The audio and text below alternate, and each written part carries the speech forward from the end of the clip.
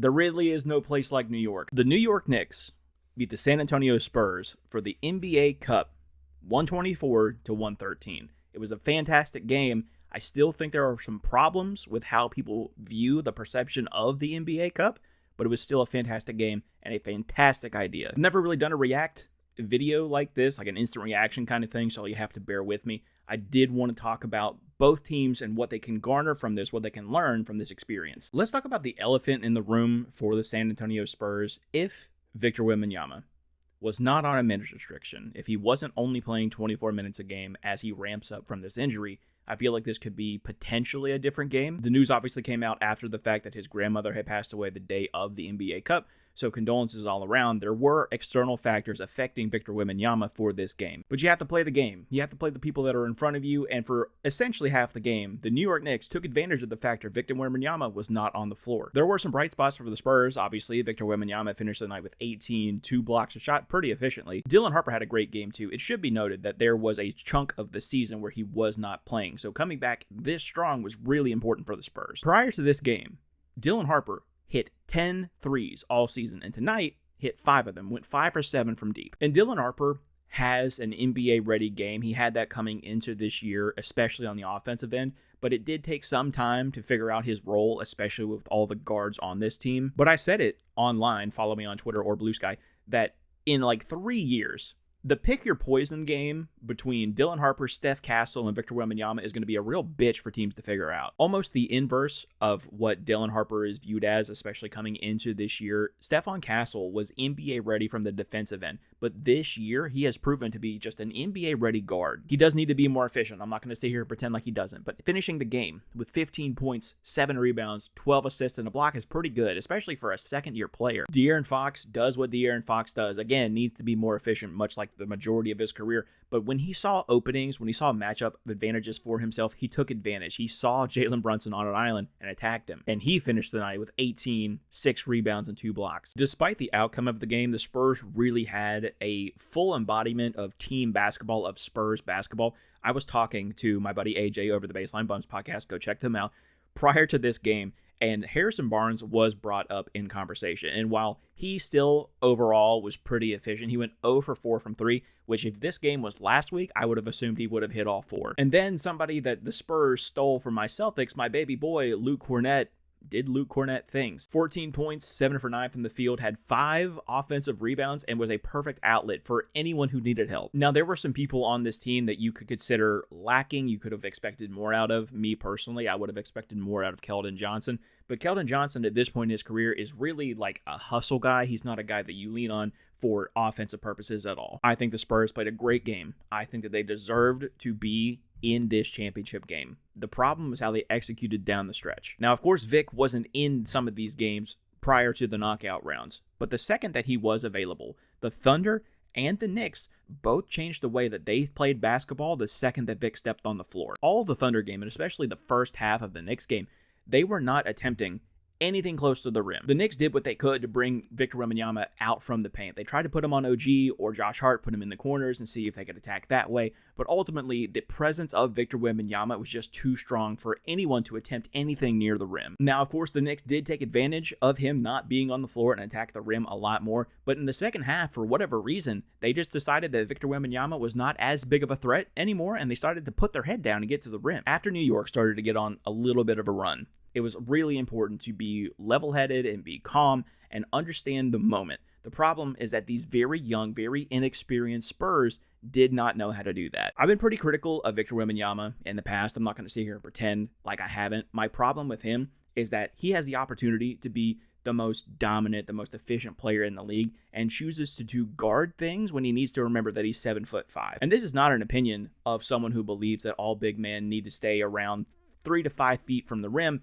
I'm not that kind of person. I think that his guard-like abilities are really beneficial in certain moments. Down the stretch of this game, when the Knicks went on that run, Victor Wembanyama took it upon himself to be the one to try to claw them back, which is very honorable. That's a skill, that is a mentality switch that you want to have in your A1 guy. But I saw multiple times where he goes to the high post, calls for the ball when he has a matchup advantage, say against Devin Vassell, who's all of 6'5", so Wemby has an entire foot on him, and chooses to do a fading post shot. With plenty of time on the shot clock too, mind you, this was not a rushed thing. This was not, we need 8 points in 30 seconds. This was 2 minutes left in the game. And when it is this tight of a game, and you become ultra aware of the fact that you need buckets in a hurry, you want good shots, and I think that you could have gotten a better shot than an 18-foot fadeaway. Again, don't get me wrong, I want Victor Wembanyama taking that shot. I want Vic to be the guy that says, I'll take us to the promised land. The problem is that he's just picking his spots wrong. And if it wasn't Victor Wembanyama, other Spurs got into the mix. I saw too many pull-up threes way too early in the shot clock when you could have gotten a better opportunity. I think it's important for the Spurs to take these kind of lumps right now, because eventually, 2, 3, 5 years down the line, Victor Wembanyama is not going to make those mistakes, and he's going to make you pay. Now, we've rained on San Antonio's parade enough, I think. Let's talk about the victors in the New York Knicks, the 2025 NBA Cup champions. The players who you expect to play big showed up. OG Anunoby, Cat, Jalen Brunson all had really great games. Jalen Brunson had 25 points, 8 assists, was super clutch down the stretch. OG Anunoby had 28 points himself and was super efficient. Karl Anthony Towns had 16 points, 11 rebounds, 2 steals, and was super efficient. But again, like we talked about that team aspect for the Spurs, the rest of this team for the New York Knicks showed up. With the exception of Ariel Hawk-Porty, who played 2 minutes, this was an 8-man rotation this game, and every single role player made their mark. Josh Hart, 11 points, 8 rebounds, 3 assists, 2 steals, and a block. Mikal Bridges had 11 points and played great defense all night long. Mitchell Robinson only played 18 minutes in this game, had 4 points, but 15 rebounds. Jordan Clarkson had the ultimate green light tonight, had 15 points off the bench. And Tyler Kolek, who I feel hasn't played a ton this year. I feel like he didn't get any burn last year, and this year has started a little better for him, but he showed up with 14 of his own. For the most part, this game was really back and forth. It, honest to God, was such a good game, and if you didn't watch it, I feel like you really missed out. The best part about this, for me at least, is that the Knicks seem like they give a shit about winning the cup, and that cannot be said for last year's winner, the Milwaukee Bucks. Jalen Brunson wanted a cup win. Karl Anthony Towns looked like he was getting ready to cry because he won a championship. And yeah, while it's not the Larry O'Brien trophy, this is important. The NBA is trying to make this important. I am a footy fan, so I was predestined to like the idea of an in-season tournament. But even in that, it took probably 10 to 15 years for the FA Cup and the Carabao Cup to actually become important to fan bases. So it's only a matter of time before this NBA Cup becomes important to every single fan. And I actually think that it's very important that the Knicks won this in particular. In order now, we've had the Lakers, the Bucks, and the Knicks win the NBA Cup. And the Lakers and the Knicks are two of the most recognizable sports brands in the world. It's so important that they can attach themselves to this new idea. And even though the Bucks aren't necessarily this recognizable entity in the sports landscape, having someone like Giannis, who has been dominant over the last 8 years, win it is super important to the legacy of the cup. And for the record, if the Spurs won it, it would have been great as well because Victor Wembanyama would be a champion in the NBA. It could also help in international stuff. Like, I could go on and on about the pros of being a winner of this NBA Cup. And the best part of the Knicks winning this thing is that Deuce McBride is an NBA champion. Even technically. I don't care that he didn't play this game. It's important to me. Again, I think that the NBA Cup is very important. It's only a matter of time before everybody else starts to believe so as well. I do think that there are things that we can do to help it along the way, though. I made a video touching on this not too long ago, so I'm not going to regurgitate everything here, but I think that there are ways to tweak the NBA Cup that it can be more important for the fans watching, for the players playing, for the ownerships that are trying to win this thing, and more importantly, accessible for the fans. Some of them are super easy. If you want the players to care more than they already do, up the prize pool money. Reportedly, the NBA makes $10 billion per year. So $500,000 for each player really isn't a lot of money. Now, it's more money than you and I will ever see in our lifetime.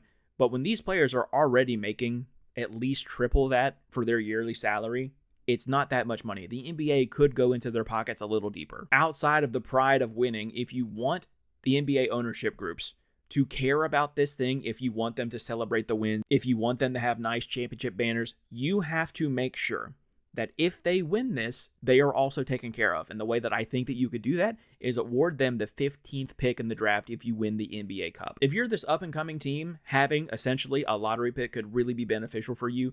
And if you're already a great team, say the Thunder, they don't need another lottery pick, so they could use that for a future trade down the road. Or someone like the Bucks, perhaps, if they won this and they want to keep Giannis, they could attach that newly won pick to something else to bring in a Zach LaVine or whoever to keep him happy. And lastly, we just have to change the start date of this thing, it really doesn't make any sense why we are starting NBA Cup games 2 weeks after the season starts. Because I would have to imagine that the majority of people who are actually watching the NBA Cup are people like me who love this game and who are sickos. I don't need extra motivation to watch these games. I was going to watch them regardless. Again, I said it in that video, but I would have January 1 be the start date for the NBA Cup play. Everything prior to that day and everything after January 31st would just be regular season games, but the entire month of January needs to be about the Cup. Because I'm not naive. The NFL runs sports. I'm not going to pretend like they don't.